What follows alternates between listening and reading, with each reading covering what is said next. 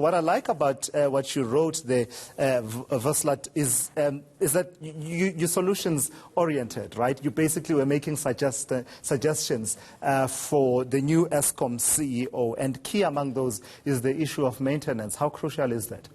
So I think, to us, the critical thing is, like you said, everybody talks about the issues, everybody makes a comment, but when it comes to practical solution, it's not there. And what I try to do is I try to say, okay, these are the issues that the potential issues that Eskom new CEO is going to face with, and one of them, and the biggest one, is boiler maintenance and the general power station maintenance, because Eskom didn't really do maintenance on time in the past, and now it's catching up with them. So that's a critical issue. And what happens is the reason why they're talking about day-to-day load shedding, because they don't know what's going to happen. They don't know where the power station is going to have a breakdown. So what the new CEO should do is he has to draw a line. He has to say, okay, we got maintenance issues, and then we have to maintain the boilers at Kendal Power Station or Duva Power Station or Majuba Power Station. And these days, because of the maintenance, we're going to have stage 1 load shedding or stage 2 load shedding. But it has to be communicated to the public so that people get ready for it. Yeah. It should not surprise the people. In a moment, I will ask you about your sector, the coal sector, and the challenges that are likely to be coming up your way given the change in the energy mix. But tell me about the use of emergency coal supply. You have strong views about executives who, you're saying, how do they even sleep at night, in the wake of this system of emergency coal procurement. Why is that problematic, and why should those, executives hang their heads in shame over that system? So the Eskom buys coal in 3 different contracts. It's cost-plus contracts, that it's very long-term, like let's say 30 years or 40 years, and it's very cost-competitive. Some of them, and some of them are not anymore because of the inefficiencies. And then fixed-term contracts, also generally very cost-competitive. And then they buy coal under emergency disguise or under spot contracts, which is actually more than 40% of the coal that they buy, and they're buying 120 million tons a year. And what happens is, when it's emergency, then they start paying ridiculous amount of prices.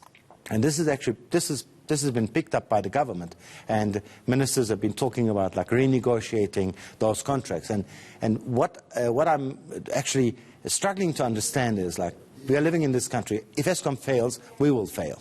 So when Eskom pays a coal supplier double or triple the market-related rate, we need to know that, and we need to also show our response to that. Why would a company get paid double than market-related rate? Why would a company pay triple?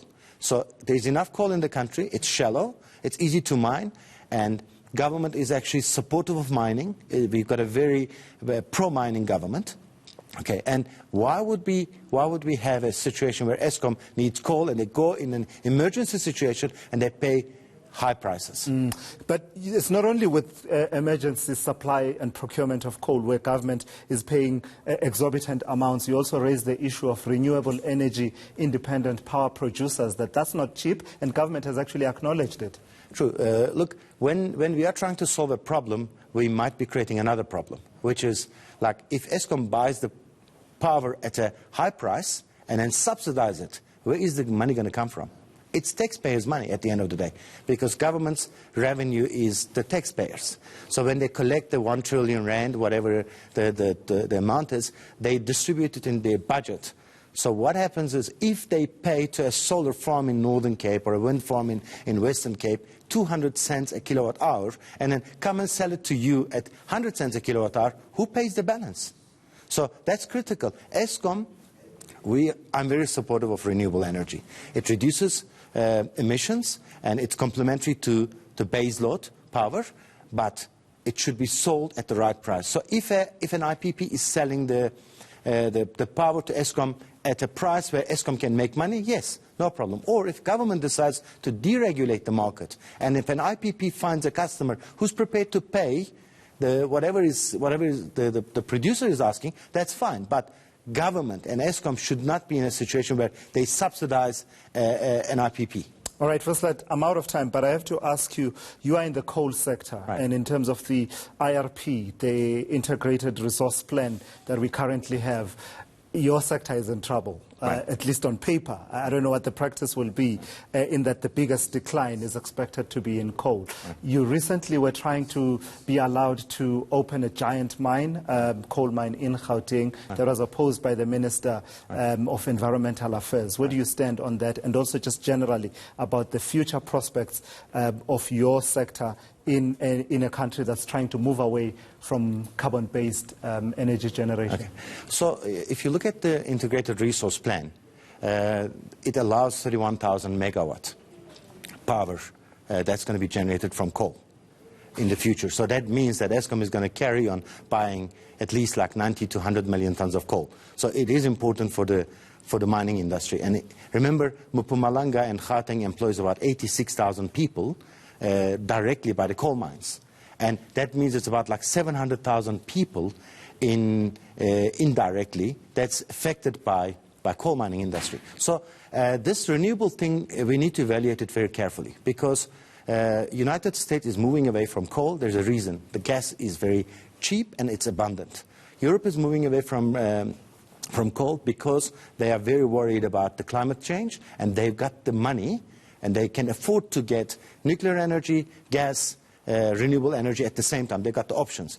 In South Africa, we've got coal as baseload. So we can invest in renewable energy, which is happening already, more than 4,000 megawatt. But the reality is our baseload should come either from coal, from gas, or nuclear. South Africa doesn't have financial means to invest in nuclear power station. We don't have money for gas infrastructure. So coal is the best option to invest for